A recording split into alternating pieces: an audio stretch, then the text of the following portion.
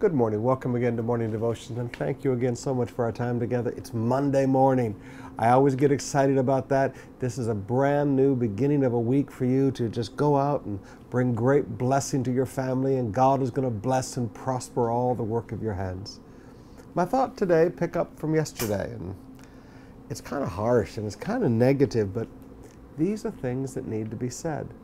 In a few weeks, maybe a month or so, we're going to begin to show a series of videos for our men in private meetings to help them be free from sexual addictions.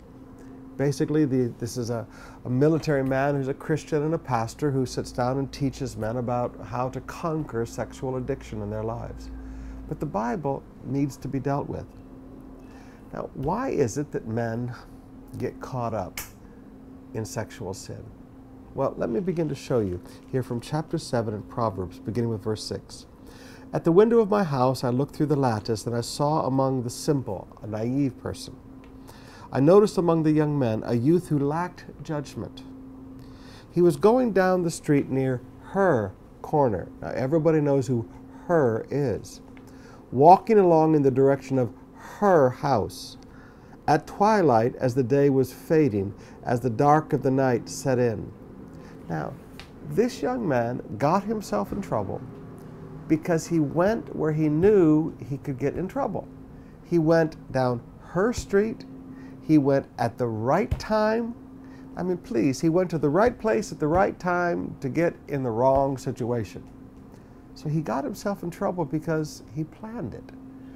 You don't get caught up in sexual immorality without a plan. When people look at me and they say, Pastor, I don't know how this happened. Excuse me, you know exactly how that happened. You went where it could happen. Now, you go to clubs where there are girls, you know what's available.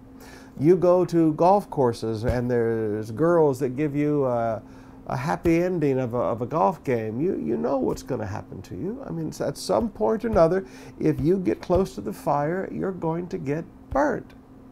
Now, you have to learn to stay away from these places, and you have to learn to stay away from these timings. I was just telling a young man the other day who's getting ready to go to Hong Kong. I said, there are certain places in Hong Kong I've learned to stay away from because that's where the prostitutes hang out. Don't go near these areas. Now, if you don't go near these areas, you're not going to get in trouble. Then out came a woman to meet him, dressed like a prostitute with crafty intent. She's loud and defiant. Her feet never stay at home. Now in the street, now in the squares, at every corner she looks. She took hold of him and kissed him, a brazen face. Now, all I want you to see here is young men are completely controlled by a woman who is dressed provocatively, who is very bold, and who is very bold physically.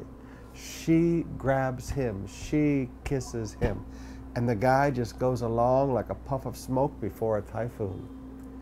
Now, gentlemen, you have to understand, you're not going to have the strength to stand against a strong woman who's sexually aggressive.